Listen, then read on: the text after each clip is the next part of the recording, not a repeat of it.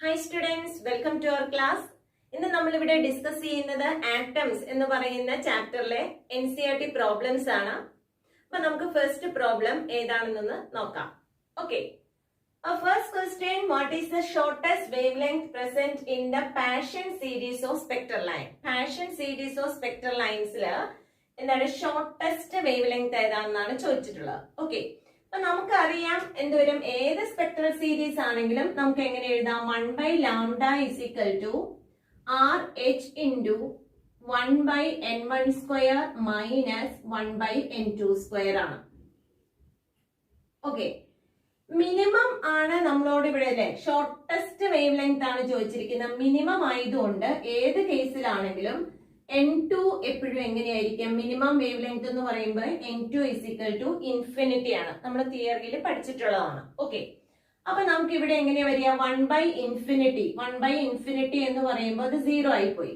അപ്പൊ RH divided by എന്ത് വരും n1² ആണ് എന്തെന്ന് പറയാ 1/λ ഷോർട്ടസ്റ്റ് എന്ന് പറഞ്ഞാൽ മിനിമം.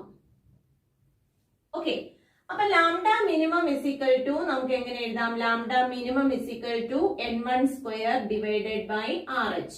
ഓക്കെ, ഏത് കേസിലും നമുക്ക് ഇവിടം വരെ നമുക്ക് ഈ സ്റ്റെപ്പ് തന്നെ ഫോളോ ചെയ്യാം. ഓക്കെ, ഇനി എന്താണ് ലെമാൻ ബാൽമർ പാഷൻ അല്ലെ മൂന്നാമത്തെയാണ്. അപ്പൊ n1 = 3 ആണ് നമുക്ക് വേണ്ടത്. ലെമാൻ ബാൽമർ പാഷൻ സീരീസ് ആണ്. അപ്പൊ n1 = 3. n1 = പാഷൻ സീരീസില് n1 = 3 ആണ്. അപ്പൊ 3² 9 ഡിവൈഡഡ് ബൈ RH എന്ന് പറഞ്ഞാൽ റെഡ്ബർഗ് കോൺസ്റ്റന്റ്. റെഡ്ബർഗ് കോൺസ്റ്റന്റ് വാല്യൂ നമുക്കറിയാം 1.097 × 10⁻⁷. ഓക്കെ, അപ്പൊ 1.097 × 10⁻⁷ എന്ന് പറയുന്ന വാല്യൂ കൊടുത്തു. അപ്പൊ നമുക്കൊന്ന് അല്ലെ 9 ഡിവൈഡ് ബൈ 1.097 എന്ന് പറഞ്ഞാൽ ഏകദേശം 8.207 ആ റേഞ്ചിലേക്ക് വരും ഏകദേശം അല്ലെ അറൌണ്ട് അതിന് വരും. ഇൻറ്റു 10⁻⁷ എത്ര വരാം -7. ഓക്കെ, അപ്പൊ അവിടെ നിന്ന് നമുക്ക് ഒന്നുകൂടെ വേണമെങ്കിൽ അല്ലെ നാനോമീറ്ററിന്റെ അല്ലെങ്കിൽ ആങ്സ്ട്രത്തിന്റെ റേഞ്ചിലേക്ക് എഴുതാം. ലാംഡ മിനിമം = 820 അത്രയും എന്തായിട്ട് എഴുതാം 0.7 നാനോമീറ്റർ എന്ന് എഴുതാം. ഓക്കെ അല്ലെ 820 വരുമ്പോ നാനോമീറ്റർ റേഞ്ചിലേക്കായി. അല്ലെങ്കിൽ 8207 എന്തായിട്ട് എഴുതാം ആങ്സ്ട്രം റേഞ്ചിലേക്കും എഴുതാം. ഓക്കെ, അല്ലെങ്കിൽ ഇത്രയും എന്തായിട്ട് എഴുതിയാൽ മതി ഇറ്റ്സ് മീറ്റർ. ഓക്കെ, അപ്പൊ ലാംഡ മിനിമം എന്ന് ചോദിച്ചു കഴിഞ്ഞാൽ നമ്മൾ ആദ്യ ഇക്വേഷൻ എഴുതുക. ഏത് കേസിൽ ലാംഡ മിനിമം ചോദിച്ചാലും N2 എങ്ങനെയായിരിക്കും ഇൻഫിനിറ്റി ആയിരിക്കും. അപ്പൊ ആ കേസ് എടുക്കുക, എന്നിട്ട് എന്ത് ചെയ്യുക സബ്സ്റ്റിറ്റ്യൂഷൻ കൊടുക്കുക. ക്ലിയർ ആണല്ലോ. Next question, the difference of 2.3 electron volt separate 2 energy levels. 2 energy ലെവൽസിനെ സെപ്പറേറ്റ് ചെയ്തിരിക്കുന്ന ആ ഡിഫറൻസ് ഇൻ എനർജിയാണ് 2.3 electron volt. Okay, what is the frequency of radiation emitted when the atom makes a transition from upper level to the lower level? Okay, നമുക്കറിയാം difference in energy level എങ്ങനെയായിട്ട് എഴുതാം E2 - E1 അല്ലെ. E2 - E1 = എന്താണെന്ന് അറിയാം hν. Bore third postulates ആണ് അല്ലെ. Bohr atom മോഡലിലെ third postulates use ചെയ്ത് നമുക്ക് ആ പ്രോബ്ലം ചെയ്യാം. E1 അല്ലെ E2 - E1 = hν. Okay, E2 - E1 നമുക്ക് തന്നിട്ടുണ്ട് 2.3 ഇലക്ട്രോൺ വോൾട്ട് ആണ് അല്ലെ. ഇലക്ട്രോണിനെ നമുക്ക് കൺവേർട്ട് ചെയ്യാം 1.6 × 10⁻⁻19 hν. നമുക്ക് അറിയേണ്ടത് ഫ്രീക്വൻസി ആണ്. അപ്പൊ ഫ്രീക്വൻസി ν = ഡിവൈഡ് ബൈ h അല്ലേ വരിക. അപ്പൊ h ന്റെ വാല്യൂ 6.6 × 10⁻⁻34.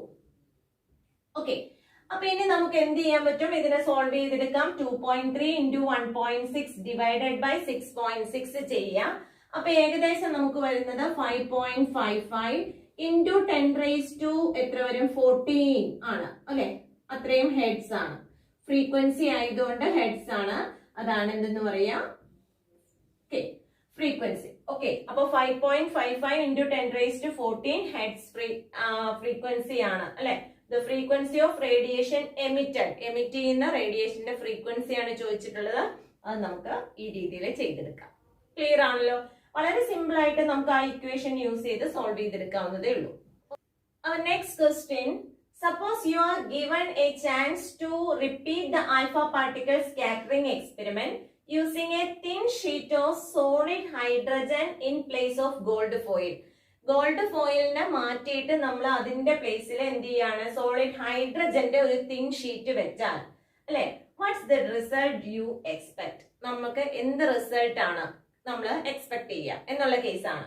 ഓക്കെ, ഹൈഡ്രജൻ ആറ്റത്തിന്റെ ന്യൂക്ലിയസിൽ എങ്ങനെയാണ്, ഒരു പ്രോട്ടോൺ ആണ്. ഒരു പ്രോട്ടോണിന്റെ കേസിൽ നമുക്ക് അറിയാം അതിന്റെ മാസ് 1.67 into 10⁻⁻27 ആണ് അല്ലെ മാസ് എന്ന് പറയുന്നത്. ഇത് പ്രോട്ടോണിന്റെ മാസ്. ഓക്കെ, അപ്പൊ ന്യൂക്ലിയസ് ഓഫ് ഹൈഡ്രജൻ എന്ന് പറയുമ്പോൾ അതിന്റെ മാസ് എത്രയാണ്, 1.6 into 10⁻⁻27. ഇനി ആൽഫ പാർട്ടിക്കിളിന്റെ കേസിലാണെങ്കിലോ, ആൽഫ പാർട്ടിക്കിൾ നമുക്ക് അറിയാം എങ്ങനെയാണ്, ആൽഫ എന്ന് പറയുന്ന ഹീലിയം ന്യൂക്ലിയസിന് ഇക്വലന്റ് ആണ് അല്ലെ. അപ്പൊ മാസ് എന്ന് പറയുന്നത് എന്താണ്, 4 times the mass of the proton ആണ് അല്ലെ. Mass of the alpha particle എന്ന് പറയുന്നത് 4 times മാസ് ഓഫ് പ്രോട്ടോൺ ആണ്. പ്രോട്ടോണിന്റെ മാസിന്റെ 4 times ആണ് എന്തെന്ന് പറയാ, ഹീലിയത്തിന്റെ മാസ് എന്ന്, അല്ലെങ്കിൽ എന്ത് പറയാ, ആൽഫ പാർട്ടിക്കിളിന്റെ മാസ്. ഓക്കെ, എന്ന് പറഞ്ഞാൽ ഏകദേശം ഒരു 6.64 ആ റേഞ്ചിലേക്ക് വരും, into 10⁻⁻27.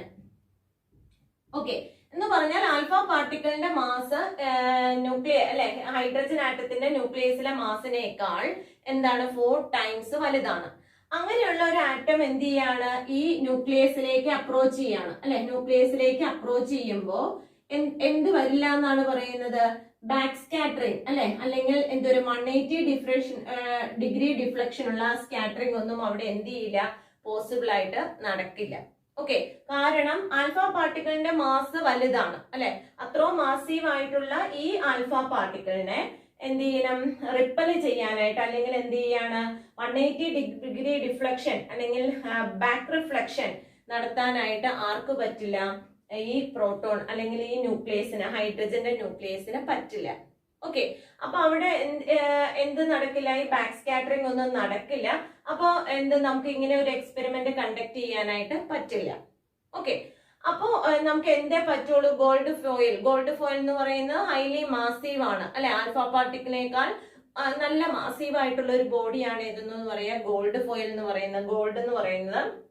അപ്പൊ അതിന്റെ ന്യൂക്ലിയസിനെ എന്ത് ചെയ്യാൻ പറ്റുള്ളൂ, ഈ ആൽഫ പാർട്ടിക്കിൾസിനെ 180 ഡിഗ്രി ഡിഫ്ലക്ഷൻ ഒക്കെ നടത്താൻ, അല്ലെങ്കിൽ ലാർജ് ആംഗിൾഡ് ഡിഫ്ലക്ഷൻ, 180 ഡിഗ്രി എന്ന് പറയേണ്ട കാര്യമില്ല, ലാർജ് ആംഗിൾഡ് ഡിഫ്ലക്ഷൻ നടത്താനായിട്ട് പറ്റുള്ളൂ. ഓക്കെ, അപ്പോ നമുക്ക് എന്ത് ചെയ്യില്ല, ഹൈഡ്രജൻ ആറ്റം വെച്ച് എക്സ്പെരിമെന്റ് കണ്ടക്ട് ചെയ്യാനായിട്ട് പറ്റില്ല എന്നുള്ളതാണ് അല്ലെ നമ്മുടെ റിസൾട്ട്. ഓക്കെ ആണല്ലോ. Next question, the size of the atom in Thomson's model is dash the atomic size in Rutherford model. Rutherford മോഡലിന്റെയും തോംസൺസ് ആറ്റം മോഡലിന്റെയും ആറ്റോമിക് സൈസിനെ കുറിച്ചാണ് ചോദിച്ചിരിക്കുന്നത്. രണ്ടിലും എങ്ങനെയാണ്, സെയിം ആറ്റോമിക് സൈസ് തന്നെയാണ് അല്ലെ. അപ്പൊ സൈസിന് അങ്ങനെ രണ്ടിലും വ്യത്യാസം ഒന്നും പറഞ്ഞിട്ടില്ല. അപ്പൊ the size of the atom in Thomson's model is not different from അല്ലെ, ഡിഫറെന്റ് അല്ല, not different from the atomic size of the Rutherford model. Okay, അപ്പൊ നമുക്ക് ഇവിടെ എന്താ കൊടുക്കുക, not different from, not different എന്നുള്ള കേസ് പറയാം. Not different from the atom അല്ലെ, the atomic size in Rutherford model. Okay, second ക്വസ്റ്റ്യനില് the ground state of dash electrons are stable equilibrium. Ground state of dash electrons ഏത് മോഡലിലെ ground state ആണ് stable ഇക്വിലിബ്രിയത്തിൽ നിന്നാണ് ചോദിച്ചിരിക്കുന്നത്. തോംസൺസ് മോഡലിലാണ് എന്തെന്ന് പറയാ, stable equilibrium. The dash അല്ലെ, the ground state of dash electron എന്ന് ചോദിക്കുമ്പോൾ തോംസൺസ് ആറ്റം മോഡലിലെ, തോംസൺസ് ആറ്റം മോഡലിലെ ഇലക്ട്രോൺസിന് എങ്ങനെയാണ്, are in stable equilibrium, while in dash electrons always experience a net force. Okay, നമുക്കറിയാം റൂദർഫോർഡ് ആറ്റം മോഡലിൽ എപ്പോഴും എന്ത് ചെയ്യുന്നുണ്ട്, there will be a net force experienced അല്ലെ. അപ്പൊ നമുക്ക് പറയാം while in Rutherford electrons അല്ലെ, Rutherford atom model electrons always experience a net force. Okay, അപ്പൊ ഇവിടെ എഴുതേണ്ട ഏതാണ്, റൂദർഫോർഡ്.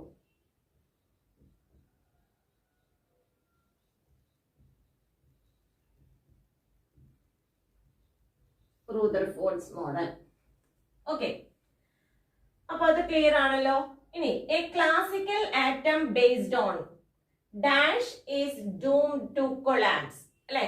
ഏതായിരിക്കാം ക്ലാസിക്കൽ ആറ്റം കൊളാപ്സ് ചെയ്യുന്ന കേസ് നമ്മൾ പറഞ്ഞത്? ഏതിന്റെ കേസാണ്? റൂദർഫോർഡ് ആറ്റം മോഡലിന്റെ കേസാണ്.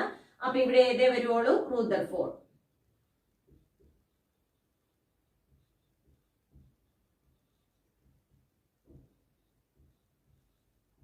റൂദർഫോർഡ്സ് മോഡൽ അല്ലെ is doomed to collapse. Okay ആണല്ലോ. ഇനി the atom has a nearly continuous mass distribution in a dash but as a highly non-uniform mass distribution in, അല്ലെ? മാസ് ഡിസ്ട്രിബ്യൂഷൻ യൂണിഫോം ആയിട്ട് നടത്തിയിരിക്കുന്ന ഏതിലാണ്? തോംസൺസ് മോഡലിലാണ്, അല്ലെ? Positively charged ആയിട്ടുള്ള, അല്ലെ, ഇത് എന്ന് പറയുന്നത് മാസ് ആണ്, അല്ലെ? മാസ് ഈസ്, അതുപോലെ തന്നെ പോസിറ്റീവ് ചാർജസ് യൂണിഫോംലി ഡിസ്ട്രിബ്യൂട്ടഡ് എന്ന് പറഞ്ഞാണ് നമ്മൾ പഠിച്ചിരിക്കുന്നത്. അപ്പോ uniform continuous distribution of mass നടന്നിരിക്കുന്ന തോംസൺസ് മോഡലിലാണ്. പിന്നെ but in highly non uniform mass ഉള്ളത് എവിടെയായിരുന്നു? സെന്ററിലാണ് mass and positive charge concentrate ചെയ്തിരിക്കാം. ഇലക്ട്രോൺസ് അത് കഴിഞ്ഞിട്ട് എന്ത് ചെയ്യും? റിവോൾവ്സ് റൗണ്ട് ദ ന്യൂക്ലിയസ് എന്ന് പറഞ്ഞാണ് നമ്മൾ റൂദർഫോർഡ് മോഡലിൽ പഠിച്ചത്. അപ്പൊ ആറ്റം, അല്ലെ, the atom has a nearly continuous distribution of mass ഏതിന്റെ കേസിലാണ്? തോംസൺസ് മോഡലിലാണ്. Okay, continuous distribution of mass നടക്കുന്നത് ഏതിലാണ്? തോംസൺസ് മോഡലിലാണ്. Thomson's model. ഓക്കെ, തോംസൺസ് മോഡലിലാണ്. അതുപോലെ തന്നെ non uniform distribution of mass ഏതിലാണ്? റൂദർഫോർഡ് ആറ്റം മോഡലിലാണ്. ഓക്കെ, അപ്പൊ അതൊക്കെ ഒന്ന് ഓർത്തിരിക്കാം.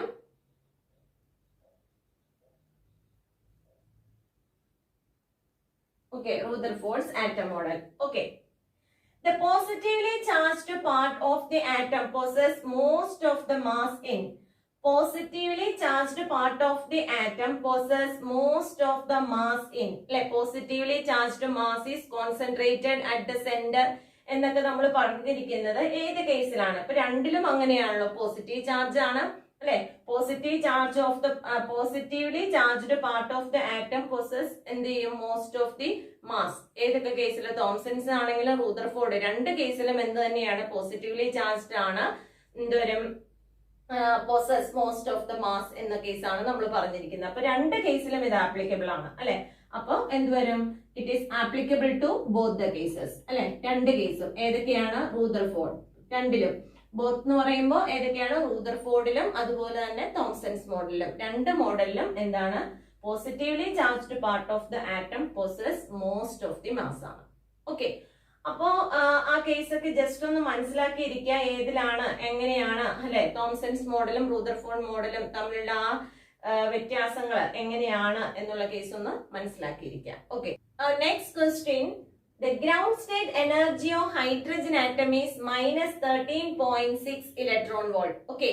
അപ്പോൾ ഗ്രൗണ്ട് സ്റ്റേറ്റ് എനർജി നമുക്ക് തന്നിട്ടുണ്ട്. ഗ്രൗണ്ട് സ്റ്റേറ്റ് ടോട്ടൽ എനർജിയാണ് തന്നിരിക്കുന്നത് -13.6 ഇലക്ട്രോൺ വോൾട്ട് എന്ന് പറയുന്നത്. Okay, what are the kinetic energy and potential energy of electron in this state? Kinetic എനർജിയും പൊട്ടൻഷ്യൽ എനർജിയും എത്രയാണ് എന്നാണ് നമ്മളോട് ചോദിച്ചിരിക്കുന്നത്. ഓക്കെ, വളരെ സിമ്പിൾ ആയിട്ട് നമുക്ക് പറയാവുന്നതാണ്. നമ്മൾ തിയറി പഠിച്ചപ്പോ അതിന്റെ റേഷ്യോ ഒക്കെ പഠിച്ചിരുന്നു. Kinetic energy, potential energy, kinetic energy, potential energy, total എനർജിയുടെ റേഷ്യോ, അല്ലെ? നമുക്കറിയാം അതെന്താണ്? 1:2 -2:2 അല്ലെ? -1. ഈ റേഷ്യോ അറിയാമെങ്കിൽ വളരെ സിമ്പിൾ ആയിട്ട് നമുക്കറിയാം. ടോട്ടൽ എനർജി എന്ന് പറയുന്നത് തന്നിട്ടുണ്ട്, അല്ലെ? Total energy is equal to -13.6 electron volt ആണ്. ഓക്കെ, ആ ടോട്ടൽ എനർജി അങ്ങനെയാണെങ്കിൽ കൈനറ്റിക് എനർജി എന്ത് വരും? കൈനറ്റിക് എനർജിയുടെ റേഷ്യോ, അല്ലെ? കൈനറ്റിക് എനർജിയും ടോട്ടൽ എനർജിയും തമ്മിലുള്ള റേഷ്യോ 1:1 ആയിട്ട് വരും, അല്ലെ? അപ്പോ kinetic energy total energy -13.6 electron volt ആണെങ്കിൽ കൈനറ്റിക് എനർജി അത് എന്തേ ആവുള്ളൂ? +13.6, അല്ലെ? വളരെ സിമ്പിൾ ആയിട്ട് നമുക്ക് എഴുതാം +13.6 ഇലക്ട്രോൺ വോൾട്ട് ആണ്. Okay, total energy minus sign ആണ്, അപ്പൊ അതിന് എന്തുവരും? പ്ലസ് ആക്കിയാൽ മതി. അപ്പൊ കൈനറ്റിക് എനർജി ആയി. ഇനി പൊട്ടൻഷ്യൽ എനർജിയുടെ കേസ് എടുത്താലോ? Potential energy is equal to 2 times ആണ്, അല്ലെ? -2 ഇൻറ്റു, അല്ലെ? എങ്ങനെ എഴുതാം നമുക്ക്? കൈനറ്റിക് എനർജി അല്ലെങ്കിൽ ടോട്ടൽ എനർജി, അല്ലെ? അപ്പൊ എത്രയായിട്ട് വരാം 13.6 ഇലക്ട്രോൺ വോൾട്ട്. ഓക്കെ, അപ്പൊ ഇവിടെ നിന്ന് എത്രയായിട്ട് വരും അല്ലെ 12 അല്ലെ 6 into 2 12 വന്നു 7 വരും അല്ലെ 3 into 2 6 റിമൈൻഡർ ഒന്നും ഉണ്ടായിരുന്നു അപ്പൊ 7 ആയി. അപ്പൊ എന്ത് വരും 27.2 ഇലക്ട്രോൺ വോൾട്ട് ആണ്. ഓക്കെ, അപ്പോ നമുക്ക് എന്തുവരും kinetic energy, potential energy, total energy വളരെ സിമ്പിൾ ആയിട്ട് നമുക്ക് കണ്ടുപിടിക്കാനായിട്ട് പറ്റും. അപ്പൊ ആ റേഷ്യോ ഒന്ന് ഓർത്തിരിക്കുക. Kinetic energy, potential energy, total energy എന്ന് പറയുന്ന രീതിയിൽ തന്നെ 1:2 -2 -1. ഓക്കെ, നമ്മുടെ തിയറിയിൽ വളരെ കാര്യമായിട്ട് നമ്മൾ ഡിറൈവ് ചെയ്ത് കാണിച്ചതാണ്. അപ്പൊ അതുപോലെ തന്നെ ഒന്ന് പഠിച്ചിരിക്കുക. Okay, I think these questions are clear for you. If you like this video, please subscribe and enable the bell button. Thank you.